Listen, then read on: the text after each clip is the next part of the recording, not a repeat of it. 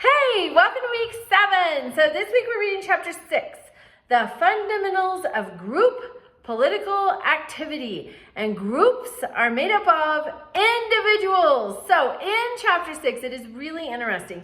It talks about the impact of the family on the political socialization that we all go through as we are acquiring our political convictions. The role of the family. And if you think about it, you know, like for example, I'm heading into my 5th decade. So really you're only at home for less than 2 decades. It's really a small part of your life, but it's impactful. I grew up on a cotton farm in southern Arizona, and my brother and my dad and I, we would chop cotton, which is a horrific exercise where you walk the rows of cotton. Every single one. You walk and you have 2 rows of cotton beside you, one on each side, and then as you get a little better, or as you farm the field longer and you have fewer weeds, maybe you have 2 rows on each side of you. It's next level to have 3, but because you don't want to miss any weeds. But you're looking for weeds because weeds zap nutrients and water. We were in a desert, and everything was needed for the plant so that it could produce its best yield. And it was hot and miserable and terrible. And we would do it from 4:45 in the morning until noon, sometimes longer.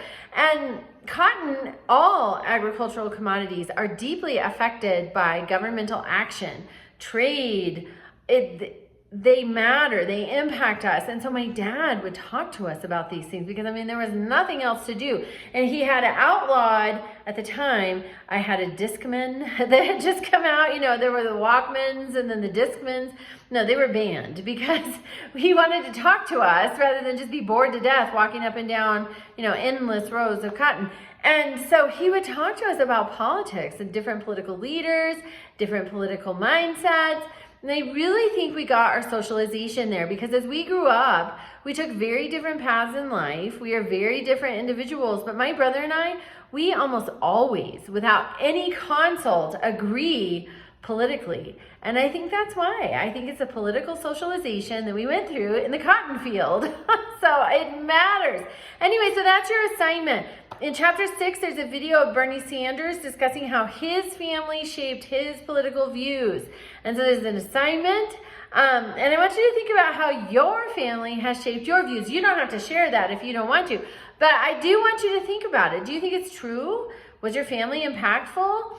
It's interesting to think about. All right. So also you have a discussion this week and a quiz. The discussion deals with the free rider problem. It's kind of an interesting phenomenon.